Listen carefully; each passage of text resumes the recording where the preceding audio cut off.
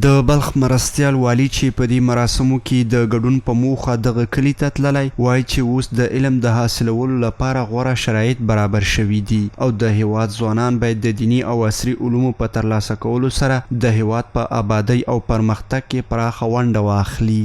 ما به شما وعده میدیم که نظام اسلامی، امارات اسلامی، مجاهدین، مسئولین و همه از دین، از وطن، از ارزش‌های اسلامی، از ارزش‌های اسلامی دفاع میکنه و دفاع کرده. اینجا 8 نفر حافظای کرام از اینجا فارغ شدن، لوف دستا را به سرشان بندیدن. مرستیال والی دغه راز د خلکو په یووالي د ټینګار ترڅنګ وویل چې خلک باید هڅه وکړي څو د اسلامي نظام تر چتر لاندې خپل یووالی او پیوستون لا پیاوړی کړي. و نظام را ما برای شما گفتیم که قایم دائم ساختن چی میخواد؟ اتفاق، وحدت. و الحمدلله در افغانستان مردم ملت افغانستان درباره اتحاد و وحدت و هماهنگی و خیلی بالا است.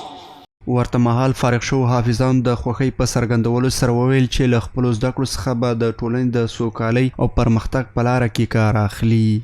ما بسیار زیاد خوشحال هستیم که حافظ قرآن شدیم، هر چی که آموختیم بر دیگران میرسانیم. تقریبا 2 سال میشه، 2.5 سال 3 سال شد دیگه حفظ کلام را خلاص کردیم، حفظ کردیم.